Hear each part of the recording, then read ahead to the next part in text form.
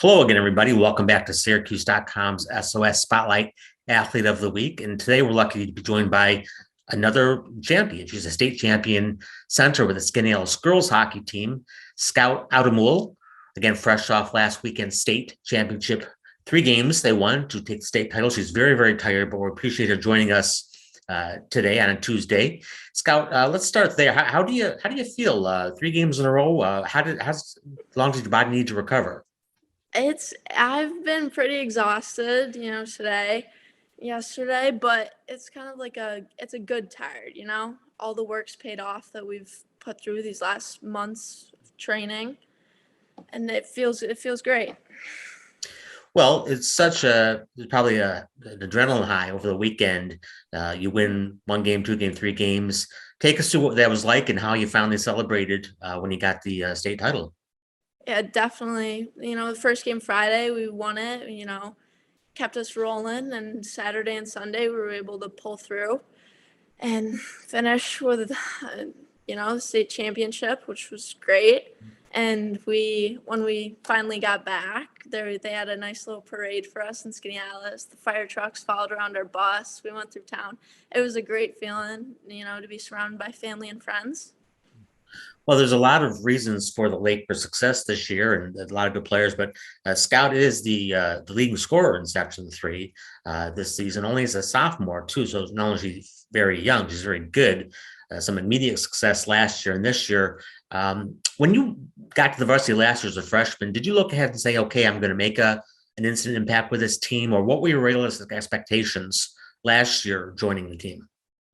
Well, I always start out, my dad's always said to me, every sport I've ever played, go out, have fun, work hard. That's what I did. I went out, I worked every practice, with my line mates, my teammates. It was all kind of new, but it was a very welcoming experience for me, and I was able to find success right off the bat. If someone had said to you last year, "Hey, your second year as a sophomore, you're going to be leading the section scoring and controlling play, dominating opponents," would you believe them? I maybe there's so many good girls that I've played against, played with, that deserve that, and I'm very lucky that I was able to do what I did this year. Well, a lot of great players just do what they do on instinct and naturally. Sometimes it's hard to describe what they see, but I'm curious, when you're in the ice controlling play, how would you describe your style? What do you see out there? I've always been able to think a few steps forward and been able to slow down the game, and that I've thought that's always helped me you know dominate on the ice. And it's a good feeling to get out there, and when it's such a fast-paced game and you're going, it's able to just calm down, slow down, be able to look a few steps forward and find passes and little seams through defensemen that other people don't really see. Now, Scout comes from a very athletic family. Those of us a little bit older remember her dad, Todd, playing lacrosse at West Genesee. And Scout also plays varsity soccer. And in the past, she's played lacrosse. What about hockey really appeals to you the most? There's got to be something about that sport that really says, "This is mine and this is why I'm good at it." It's just different. You don't really see too much girls hockey around this area, especially it's big in like Minnesota, Boston, but it just it's special to be able to, connect to something that other people don't really understand. It's kind of like your thing, and you're able to connect to that. And something about the game, the people I've always grown up around, it's just made me love it even more. Well, Skaneateles is generally pretty good in hockey, and you were a great team most of this year. You had to get by Clinton, who was a longtime nemesis. As the season went along, it was obvious you guys were quite good. Did you allow yourself to start thinking about winning a title and how good you can be? Did you focus more on Clinton? How did the goals progress as the year progressed? Yeah, our coach came in, one of the first days of practice, and we all wrote down goals on a sheet of paper for ourselves and for the team. And most of us wrote down, beat Clinton and win states, and those were two of the biggest things. And I think to win states, the biggest obstacle for us was to beat Clinton. And So we obviously prepared for that game a lot. And when we finally pulled through, I kind of thought to myself, we may have a good chance at winning states here. Sure. And so there's kind of a relief to get Clinton out of the way early. And then we could focus on states after them. And focusing on states, as we said before, that's 3 games in 3 days. I know the cliche is always take it one day at a time, but if you step back, it's such a daunting task. When you're in the middle of it, you're playing the one game, then the second game, then the third game. What do you tell yourself? Is it mostly adrenaline? Do you feel like you're in the middle of a state championship run, or is it just, hey, we're out here playing another hockey game? What were the emotions like during this past weekend?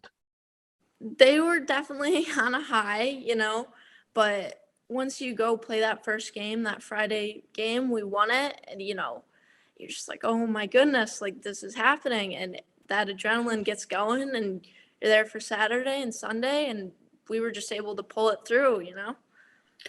Well, the final buzzer of the championship game goes off and there's that immediate rush. Do you remember what goes through your mind first?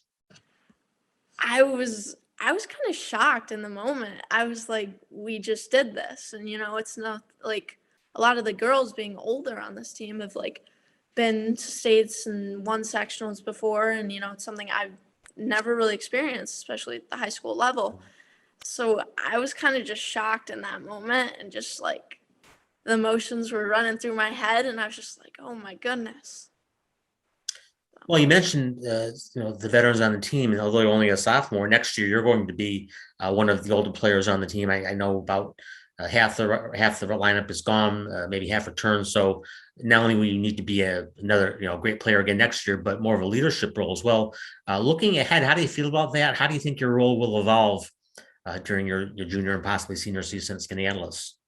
I mean, I'm ready to be a leader on this team, and from all the experience, all the girls I've been around all these older girls the past 2 years, and they've taught me a lot. They've helped me cope with the game, helped me cope with big games, states for the first time, and I'm hoping next year when we have a lot of younger girls coming through, I'll be able to share those experiences with them and help them get through it. Sure.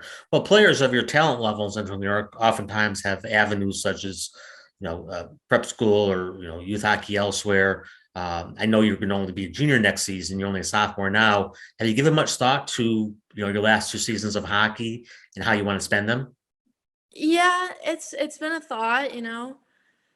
I think for now I'll stick in Skaneateles and Syracuse area for next year.